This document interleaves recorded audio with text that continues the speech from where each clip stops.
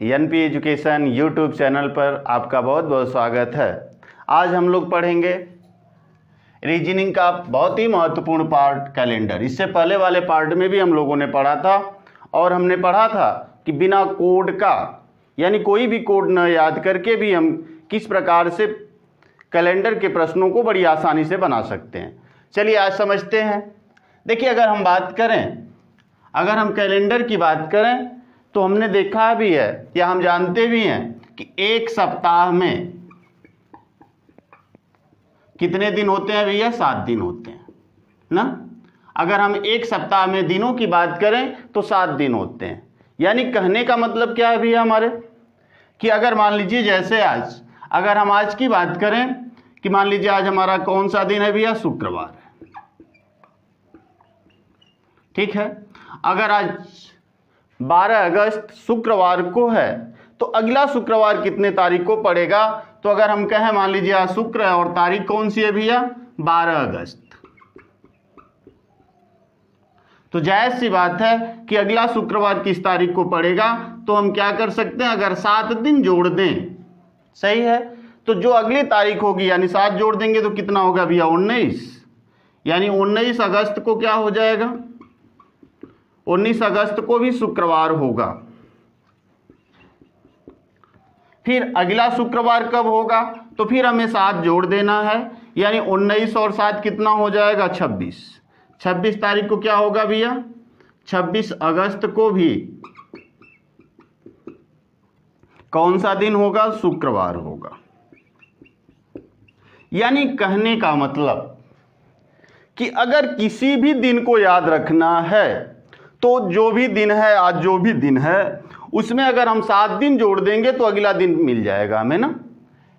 तो देखिए कभी कभी ऐसे भी प्रश्न पूछ लिए जाते हैं कि 7 दिन बाद, 10 दिन बाद, 15 दिन बाद कौन सा दिन होगा। तो कहने का मतलब हमारा कि एक सप्ताह में 7 दिन होते हैं और जैसे आज 12 अगस्त है, शुक्रवार है, तो अगला शुक्रवार कितनी तारीख को आएगा? तो अगर हम 7 जोड़ दें तो 19 हो जाएगा। 19 अगस्त को शुक्रवार होगा। फिर इसमें हम 7 जोड़ दें तो 26 हो जाएगा, यानी 26 अगस्त को भी शुक्रवार होगा। कन्फर्म है। लेकिन देखिए जो हम कैलेंडर पढ़ेंगे उस कैलेंडर में हमें मुख्य रूप से किसकी आवश्यकता आ जाइए उसकी हम बात कर लेते हैं भैया। कितने दिन होते हैं एक सप्ताह में? 7 दिन होते हैं ना। अब देखिए जो 7 दिन होते हैं उसके लिए कोड भी निर्धारित कर दिया गया। जैसे हम बात करें कि एक तारीख को कौन सा दिन होगा भैया? सोमवार। फिर 2 तारीख को कौन सा दिन होगा? मंगलवार। 3 तारीख को कौन सा दिन होगा? बुधवार। 4 तारीख को जो हमारा होगा वह होगा गुरुवार या बृहस्पतिवार। फिर 5 तारीख को आपका हो जाएगा शुक्रवार। 6 तारीख को शनिवार। यानी कि 7वां दिन जो होगा, 7 तो चूंकि या 0 भी रखें हम तो होगा क्या भैया? रविवार। यानी कि यही 7 कोड हमें प्रयोग में लाना है। इन्हीं 7 कोडों की आवश्यकता हमें है। किसकी भैया? अगर देखिए जैसे हम निकालते हैं ना, जैसे हमने पढ़ा था शताब्दी, ठीक, यानी जो विषम दिन आएगा। फिर वर्ष के लिए जो विषम दिन आएगा। फिर वर्ष के बाद अगर हम बात करें तो जो हमारा दिनांक होगा, दिनांक या दिन के लिए भी जो विषम दिन आएगा।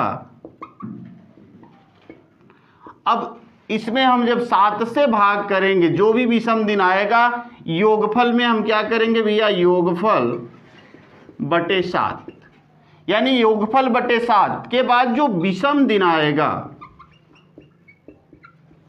जो विषम दिन आएगा, अगर 1 आता है तो सोमवार होगा, 2 आता है तो मंगलवार होगा, 3 आता है तो बुधवार होगा, 4 आता है तो गुरुवार या बृहस्पतिवार होगा, 5 आएगा तो शुक्रवार, 6 आएगा तो शनिवार और चूंकि विषम दिन 7 तो आएगा नहीं, इसलिए जब 0 आएगा तो रविवार हो जाएगा। सही है ना।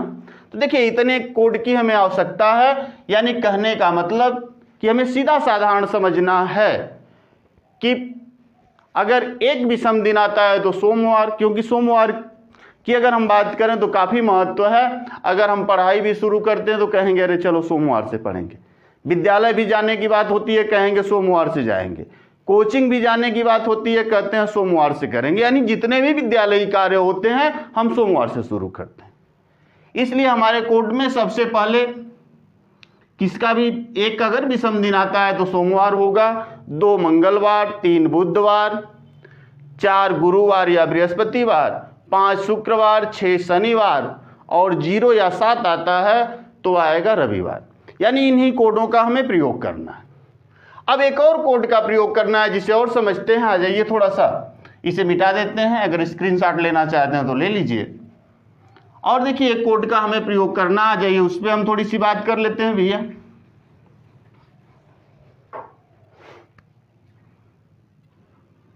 ठीक है, देखिए अगर हम बात करें, जैसे हम लोगों ने अगले वीडियो में पढ़ा था कि एक साधारण वर्ष में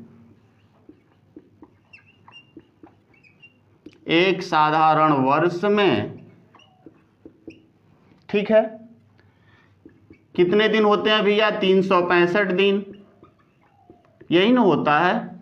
एक साधारण वर्ष में 365 दिन होता है। अगर हम 365 दिन को जब बदलें तो देखिए 365 भागे 7 कर लें तो कितना, 7 5 35, सही, एक बचा यानी 15 हो गया, 7 दूनी 14, यानी कि हम कह सकते हैं 7 5 35, 7 दूनी के 14, 52 सप्ताह होगा। और एक शेष बच गया ना, तो हम कह सकते हैं एक विषम दिन होगा। यानी कहने का मतलब एक साधारण वर्ष में 365 दिन, यानी जिसको हम कह सकते हैं 52 सप्ताह, और एक विषम दिन होता है। यही होता है ना, एक सप्ताह में 365 दिन होता है, या हम कहें तो 52 सप्ताह और एक विषम दिन होता है। सही है। उसी तरह से हम लोगों ने पढ़ा था कि एक लीप वर्ष या अधिवर्ष, एक अधिवर्ष में 366 दिन होता है। कितने दिन भैया? 366 दिन ना। यानी कि इसे भी अगर हम बदलें तो 52 सप्ताह और 2 विषम दिन होंगे ना।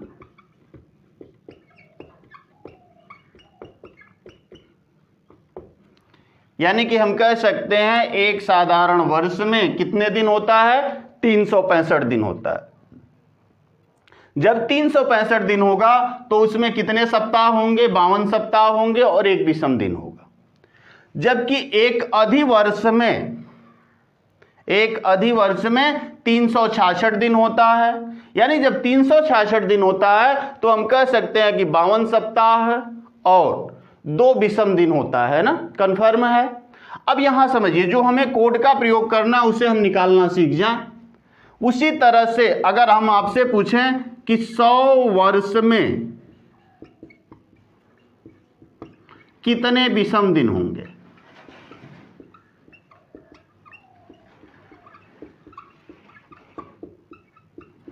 अगर हम आपसे बात करें कि 100 वर्ष में कितने विषम दिन होंगे, क्योंकि हमें कोड का प्रयोग करना है, यही समझिए सबसे महत्वपूर्ण है। अगर हम बात करें 100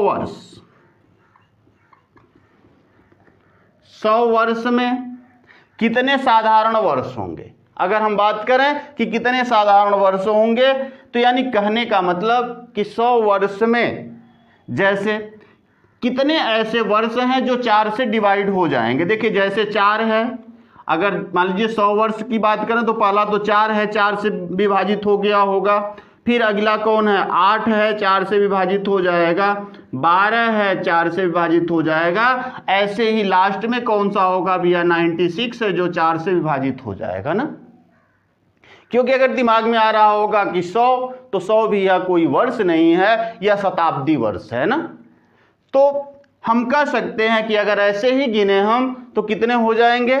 चलिए, अगर 100 वर्षों में साधारण वर्ष कितने होंगे और लीप वर्ष कितने होंगे। चलिए, साधारण वर्ष कितने हो जाएंगे भैया, गिन लीजिए।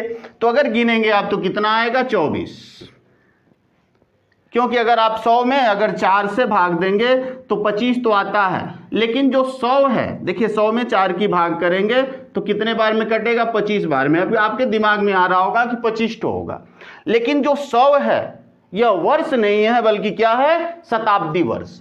जब 100 शताब्दी वर्ष है तो इसको हम साधारण वर्ष क्या नाम है, सॉरी, एक चीज हमेशा ध्यान दीजिएगा, इससे चूंकि साधारण वर्ष की हम बात किए थे तो यहां पे ध्यान दीजिए, लीप वर्ष भी हम बात कर लेते हैं, ठीक है।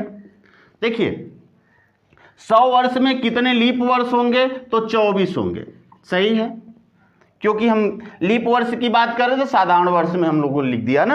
अगर देखिए यहां 25 दिमाग में आ रहा होगा, लेकिन अगर हम बात करें तो जो 100 है वह क्या है भैया, वह अगर हम बात करें तो यह जो है हमारा शताब्दी वर्ष है, इसलिए यह वर्ष में नहीं आता। तो देखिए लीप ईयर्स की संख्या कितनी होगी, 24, जबकि साधारण वर्ष कितने हो जाएंगे, तो आप कह सकते हैं कि 100 में से जब 24 घटा लीजिए तो कितना बचेगा, 6, 10 में से 4 गया 6, फिर कितना बचा यहाँ, अगर हम कहें कि यहाँ बचा 9, 9 में से 2 जाएगा तो 7 बचेगा ना, यानी 76। कितने दिन हो जाएंगे, साधारण वर्ष 76 होंगे, जबकि लीप वर्ष कितने होंगे, 24 होंगे, सही है।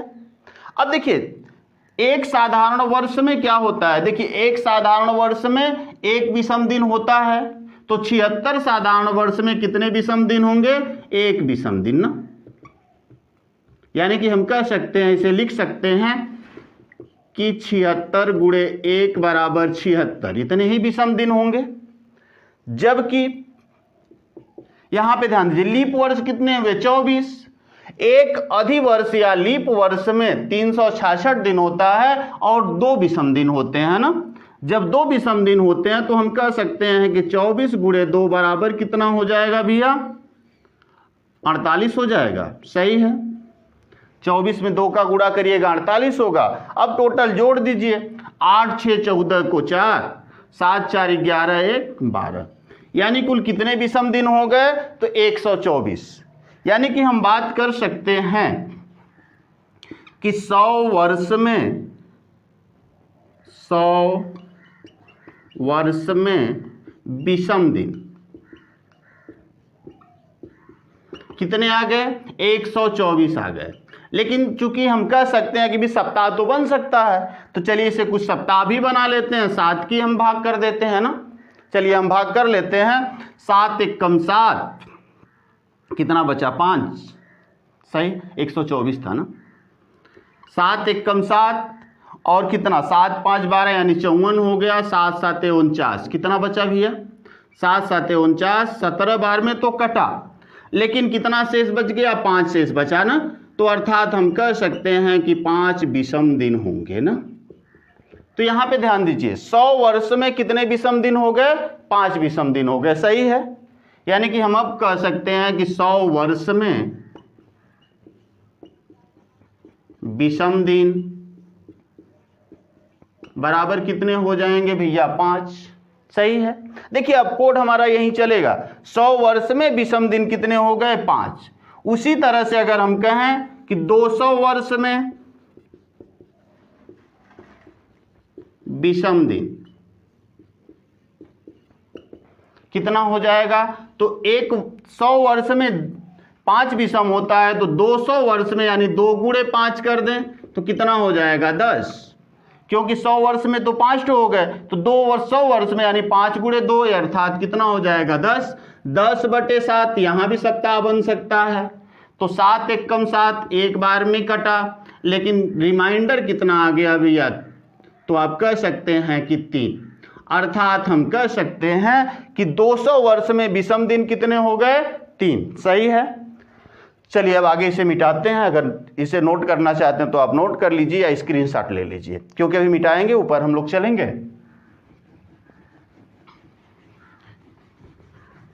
देखिए यही थोड़ी सी टेक्निक है, अगर इसे आप समझ लेंगे तो कोड कैलेंडर याद करना या कैलेंडर का कोई भी सवाल होगा आप चुटकियों में हल कर सकते हैं।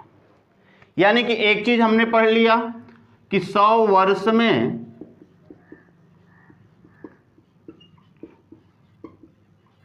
विषम दिन बराबर कितना भैया 5। 200 वर्ष में विषम दिन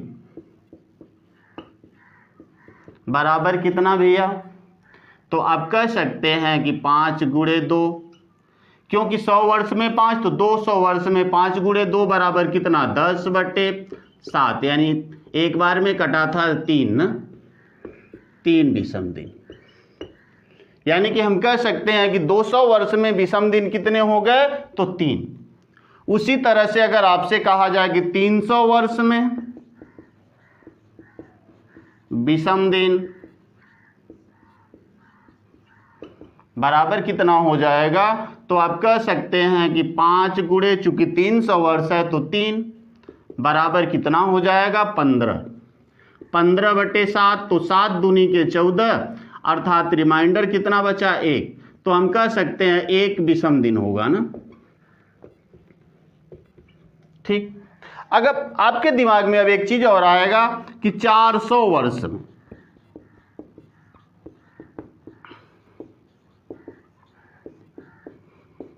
400 वर्ष में विषम दिन की अगर आप बात करेंगे तो आप कह सकते हैं ना कि 5 गुणे 4, ठीक है, कितना हो गया 5 चौको 20।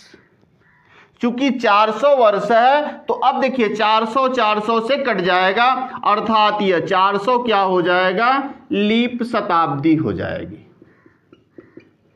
क्योंकि हमने लीप शताब्दी निकालने की बात कहा था कि अगर शताब्दी में हम 400 से भाग करें और पूरा पूरा कट जाए तो वह लीप शताब्दी होगी। यहां देखिए 400 में हम जब 400 की बात करेंगे तो पूरा पूरा कट जाएगा, इसलिए लीप शताब्दी होगी।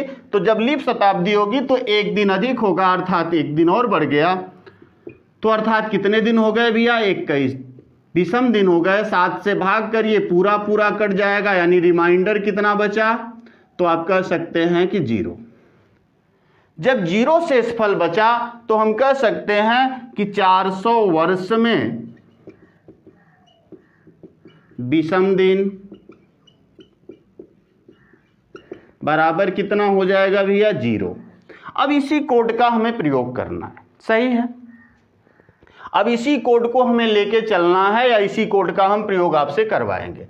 चलिए देखिए प्रयोग कैसे करेंगे उसे सीख लीजिए अब थोड़ा सा।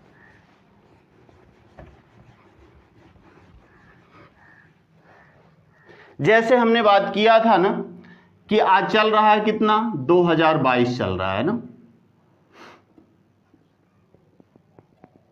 2022 यही चल रहा है। अब ध्यान दीजिए, यानी कि अगर हम शताब्दी की बात करें तो 2000 है, फिर मान लीजिए हो सकता है 2122 भी चलेगी शताब्दी। तो अगर हम शताब्दी की बात करें तो 2100 हो जाएगी। इससे पहले शताब्दी जो हमारी चल रही थी तो हम कह रहे थे कि 1900, मान लीजिए 22 भी रहा होगा, यही रहा होगा ना 1922, यानी 1900 जो 22 रहा होगा तो जो शताब्दी रही होगी 1900 रही होगी। ऐसे ही 2200 आएगी, 2300 आएगी। तो हम कह सकते हैं कि देखिए शताब्दी, अगर शताब्दी में हम शताब्दी में कितने की भाग करेंगे भैया 400 की भाग करेंगे, ठीक है। अगर शताब्दी में मान लीजिए इसी में 400 की भाग करिएगा तो आप निश्चित तौर पे कह सकते हैं कि शेषफल कितना बच सकता है। अगर शताब्दी में आप 400 की भाग करेंगे तो शेषफल या तो 0 बचेगा, या तो 100 बचेगा, या तो 200 बचेगा, या तो 300 बचेगा, लेकिन 400 शेषफल तो बच नहीं सकता। सही है ना कि अगर शताब्दी जैसे 1900, 2000, 2100, 2200 यही ना चलेगा। शताब्दी देखिए ऐसे ही चलेगी। मान लीजिए जैसे चली होगी 1600, 1700, 1800, 1900, फिर 2000, फिर हो सकती है 2100, यही शताब्दी चलेगी। अगर हम 400 से देखिए, इसमें अगर भाग करें 400 से तो कितना शेष बचेगा? 0 शेष बचेगा। अगर हम 400 से भाग करें तो 100 शेष बचेगा। यदि हम 400 से भाग करें तो कितना शेष बचेगा? 200 शेष बचेगा। यदि हम 400 से भाग करें तो 300 शेष बचेगा। फिर देखिए यहाँ 400 से भाग करें तो फिर 0 शेष बचेगा। फिर यहाँ 400 से भाग करें तो यहाँ 100 शेष बचेगा। यानी कहने का मतलब कि अगर शताब्दी में हम 400 से भाग करते हैं तो 0 शेष बच सकता है, 100 शेष बच सकता है, 200 और 300, यही शेष बचेगा ना। अगर यह शेष बचता है तो अब हमें कोड याद रखने की जरूरत बहुत ज़्यादा नहीं है। अगर आपने बेसिक पढ़ लिया है तो बहुत आसान है कोड याद रखने की। चलिए हम बात करते हैं। अब देखिए कोड जो हम प्रयोग में लाते हैं, अब यहां से अगर हम बात करें तो यहां चीज ध्यान में रखिएगा,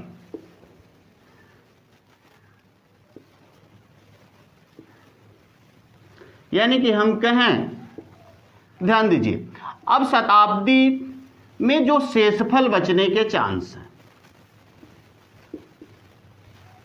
शताब्दी शेषफल, और यहां पे हमें कोड, अब वही कोड रखना है। जैसे मान लीजिए आप शताब्दी में 400 की बात करते हैं तो जब शेष 100 बचेगा या शेष 200 बचेगा या शेष 300 बचेगा या फिर 0 बचेगा, यही चांस बनेंगे। अब जब शेषफल 100 बचता है तो हमें किस कोड का प्रयोग करना? क्योंकि हमने यही पढ़ा था ना, 100 वर्षों में विषम दिनों की संख्या 5। जब 200 शेष बचेगा तो कितना हो जाएगा भैया? तो आप कह सकते हैं कि जब 200 शेष बचेगा तो विषम दिनों की, यानी 200 वर्षों में विषम दिनों की संख्या 3। जब 300 शेष बचेगा तो 300 वर्षों में विषम दिनों की संख्या 1 थी ना, और जब 0 शेष बचेगा तो उसमें विषम दिनों की संख्या कितनी हो जाएगी? 0 हो जाएगी। देखिए हमें इतने ही कोडों की आवश्यकता है और इतने ही कोड हमें याद रखना है कि जब शताब्दी में हम 100 की भाग करेंगे तो हुआ क्या? अगर 100 शेष बचता है तो 5 कोड का प्रयोग करेंगे, 200 शेष बचता है तो 3 कोड का प्रयोग करेंगे, 300 शेष बचता है तो 1 कोड का प्रयोग करेंगे और 0 शेष बचता है तो 0 का प्रयोग करेंगे ना। अब समझिए इतना ही कहानी हमारे लिए थी। अब इतने से हम बड़ी आसानी से क्वेश्चन को याद रख सकते हैं। अगर यहाँ पे देखिए, अगर जो हम आखिरी में निकालते हैं, अब 7 से भाग देते हैं, यदि 1 बचता है तो सोमवार, 2 शेष बचता है तो मंगलवार, 3 बचता है तो बुधवार, 4 बचता है तो आपका गुरुवार, 5 बचता है तो शुक्रवार, 6 बचता है शनिवार, 7 तो बचेगा नहीं, 0 बचेगा तो रविवार। अब दिन के लिए हमें यह कोड याद रखना है। जैसे हम लोग अगले वीडियो में पढ़े थे ना कि 1 जनवरी 2022 को कौन सा दिन था?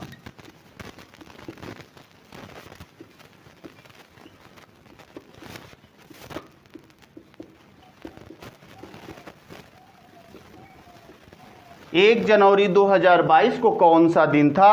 अब देखिए हमें बहुत आसानी से याद रख लेना, कोई समस्या नहीं। शताब्दी कितनी है भैया? 2000 है ना, ठीक है, क्योंकि 2022 में 2000 शताब्दी हो गई। अगर शताब्दी कितनी है? 2000 है। अब 2000 में अगर आप 400 से भाग करिएगा तो बताइए कितना शेष बचेगा? कहिएगा 0 बचेगा। जब 0 शेष बचेगा तो 0 कोड का प्रयोग कर लेना, सही। फिर हमारा क्या आ गया? वर्ष।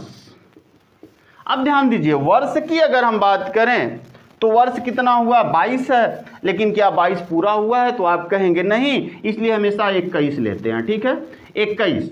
अब इसमें चूंकि 21 वर्ष है तो 21 तो विषम दिन होंगे, क्योंकि विषम दिन हमें रखना है। हमने पढ़ा था प्रत्येक साधारण वर्ष में एक एक दिन विषम दिन होता। अगर टोटल साधारण वर्ष होते तो 21 दिन विषम होता, लेकिन कुछ लीप वर्ष होंगे तो लीप वर्ष की पहचान कर लेते हैं। तो 4 5 कितना हो जाएगा 20, 5 बार में पूरा कटे यानी 5 विषम दिन हो सकते हैं। अरे 5 क्या होंगे, लीप वर्ष भी होंगे, सही है। तो देखिए इसीलिए चूंकि 21 विषम दिन थे, 5 विषम दिन और हो गए तो 21 और 5 कितना हो गए, 26 विषम दिन हो गए, सही है। अब देखिए वर्ष के बाद हम दिनांक की बात करते हैं तो 1 जनवरी, 1 जनवरी तो जायज़ सी बात है 1 जनवरी है तो 1 तारीख रख लेंगे। अब टोटल जोड़ देंगे तो कितना होगा भैया 27, यानी टोटल 27 विषम दिन हो गए, सही है। अब ध्यान दीजिए, बस इसी क्रिया को समझिएगा, जैसे 21/4 यानी कि अगर 21 वर्ष बीते होंगे, 1 बीता होगा, 2 बीता होगा, 3 बीता होगा, टोटल 21 वर्ष बीत गए, वही समाज चल रहा है। तो देखिए 21 में अगर सभी साधारण वर्ष रहते तो 21 विषम दिन होता, लेकिन 5 ठो जो लीप वर्ष थे तो 5 दिन और बढ़ जाएंगे तो 26 विषम दिन हो गए, और 1 जनवरी की बात है तो 1 होगा यानी 27। अब ध्यान दीजिए 27 में हम किसकी भाग कर दें, 7 की, क्योंकि 27 विषम दिन हो गए, लेकिन सप्ताह तो बन सकते हैं ना। तो 21 बार में कटेंगे, 7 तिरिके 21 यानी 6 विषम दिन होगा ना, 6 विषम दिन हो गया। और हमने बात किया था कि जब 6 आएगा तो कौन सा दिन होगा भैया, शनिवार, अर्थात हम कह सकते हैं कि कौन सा दिन रहा होगा, शनिवार रहा होगा ना। अगर आपसे पूछे कि नहीं 1 जनवरी 2022 को कौन सा दिन था तो हम कह सकते हैं कि 1 जनवरी 2022 को शनिवार था, सही है। हम ऐसे कर सकते हैं। चलिए आज के लिए इतना ही, अब अगले पार्ट में इससे आगे प्रश्नों को लेके आएंगे और इस आधार पे कितने प्रश्न बन सकते हैं और उसको हम कैसे आसानी से हल कर सकते हैं अगले पार्ट में देखेंगे। तब तक के लिए